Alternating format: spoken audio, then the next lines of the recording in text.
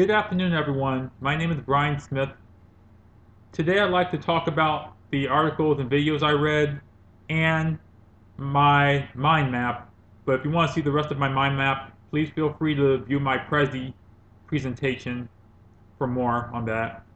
But I'd like to get started talking about the interesting articles and videos I've read and saw. I'd like to start off with Dr. Keith Sawyer, where he talks about two types of creativities.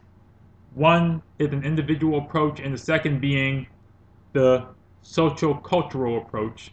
And I thought those two were very interesting to talk about because they're related to studies and more with psychology and creative behavior, and the other being based off of studies and research.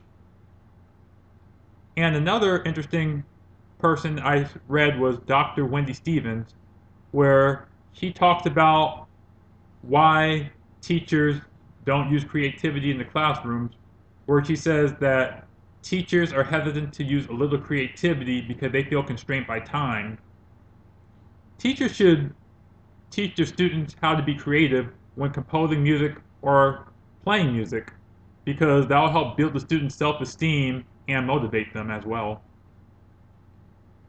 And also, too, there was another article I read where it deals with composing, where it talks about the characteristics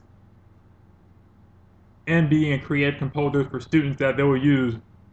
And this is all according to a guy named Drascher.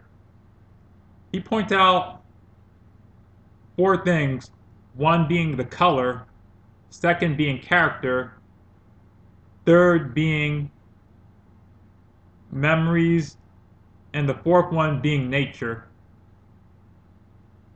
And those are four important basic elements for the students to have while they're composing a piece. But based on my Prezi, I spoke about what music education meant to me and how we should use how it's based off of creativity, motivation, innovation, and another thing, why we should apply creativity. And I also linked it to the other studies of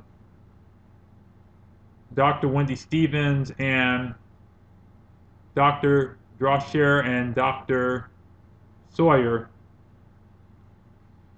And I also saw another interesting video on what my class would be based off of, what kind of teaching format.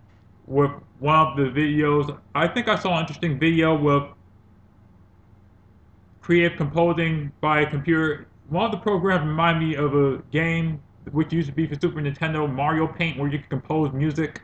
And I thought it was interesting how they used the different colors, which would blue would be for the piano, or the red would be for the violin, or the green would be for the guitar. And it was just an interesting way for students to be creative and have fun composing. I thought that was a great video.